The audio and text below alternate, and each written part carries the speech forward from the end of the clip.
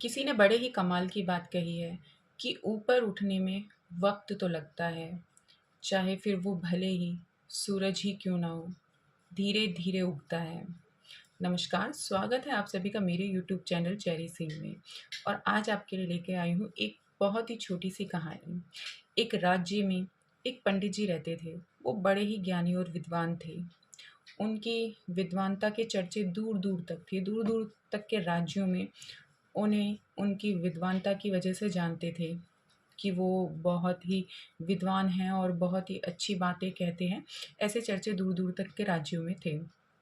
एक दिन उसी राज्य के राजा ने पंडित जी को, विद्वान जी को अपने दरबार में बुलाया। उनसे बातचीत की। बहुत से लोग बुलाए गए थे। पूरी सभा का आयोजन किया गया था। सब लोग आए हुए थे। उनके सामने जो है विद्वान जी की काफ़ी सी परीक्षाएं ली गई। उनसे बहुत से ऐसे सवाल जवाब किए गए कि जिनके जवाब सुनकर बाकी सब लोग भी चौंक गए कि ये बहुत बड़े विद्वान हैं, और इतनी अच्छी तरह से और निपुणता से सभी प्रश्नों के और बातों के जवाब उन्होंने दिए।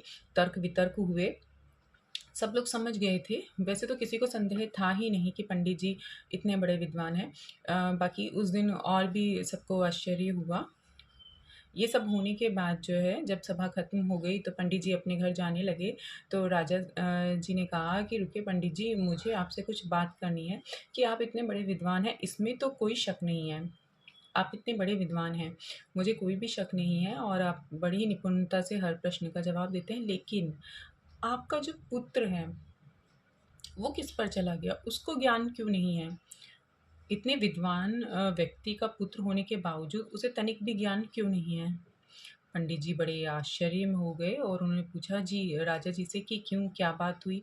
तो राजा जी ने कहा कि आपके पुत्र को ये भी नहीं पता कि सोने और चांदी में कौन मूल्यवान है। अब ये जब पंडित जी ने सुना तो पंडित जी बड़े ही शर्मिंदा हुए सुनकर। वो उदास हो गए। अब पूरी जो सभा थी उसमें इतने लोग आए हुए थे।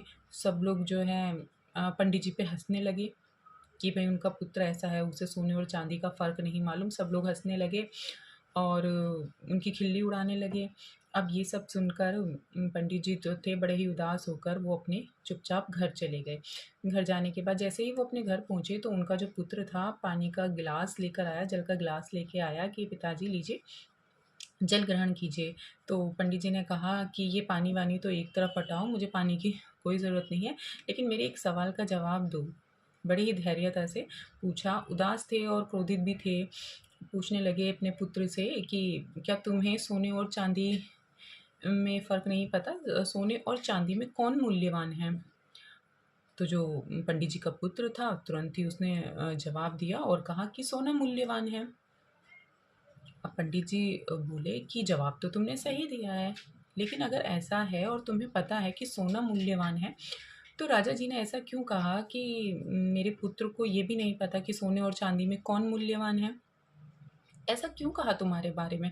तो उनके पुत्र ने कहा कि पिताजी इसमें आपकी कोई गलती नहीं है और ना ही राजा जी की कोई गलती है।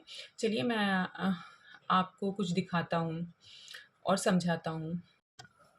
तो पंडित जी के बेटे ने बताया कि जो राजा जी हैं, जब मैं स्कूल जाता हूँ, रास्ते से जाता हूँ, तो रास्ते में जो है राजा जी हमेशा एक मतलब सभा लगाए बैठे हुए होते हैं, और उसमें एक हाथ में चांदी का सिक्का और एक में सोने का सिक्का लेकर बैठे हुए होते हैं। कुछ लोग भी उनके साथ होते हैं और उनसे एक ही प्रश्न पूछते हैं कि तुम कौन सा सिक्का लोगे, सोने का लोगे या चांदी का लोगे?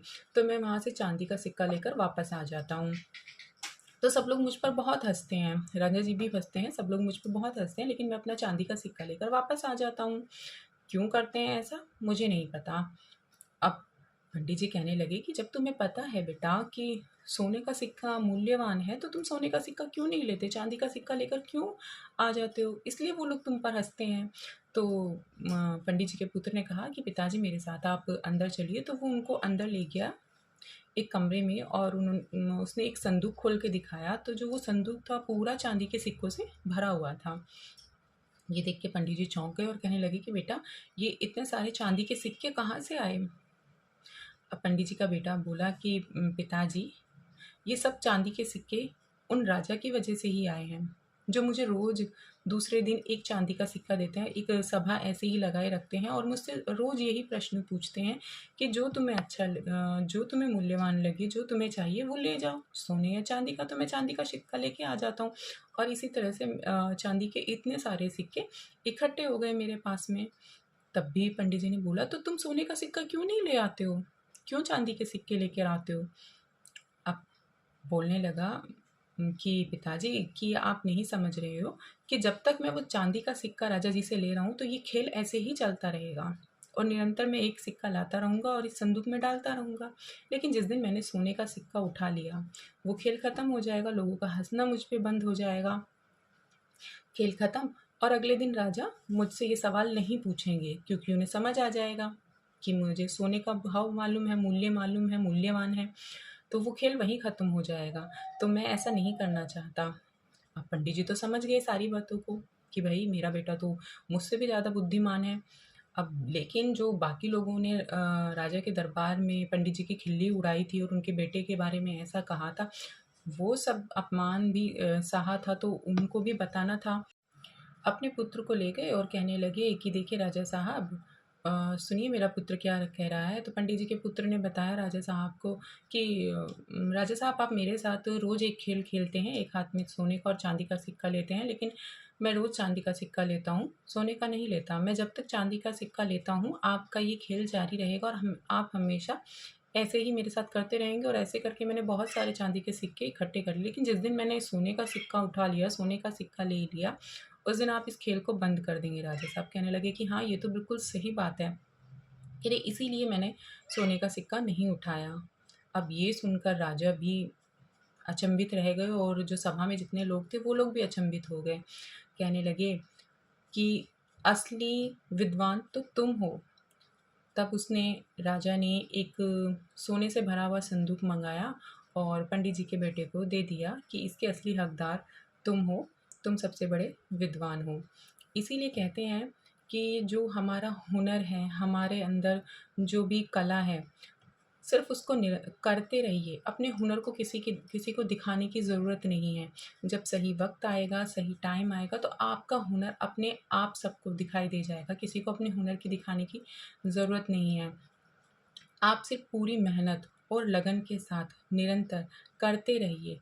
आप हमेशा आगे बढ़ते रहिए। आपको जो करना है आप करते रहिए पूरी मेहनत और लगन के साथ, क्योंकि ये जो संघर्ष है, जब आप इस संघर्ष को जीत जाएंगे तो एक दिन ये कोहिनूर जो है अपने आप चमकेगा। तो इसी के साथ, इस छोटी सी कहानी के साथ आपसे लेती हूँ इजाज़त। जाने से पहले बस इतना ही कहूँगी कि मेरे चैनल को सब्सक्राइब कीजिए, लाइक कीजिए, शेयर कीजिए और कमेंट कीजिए। नमस्कार।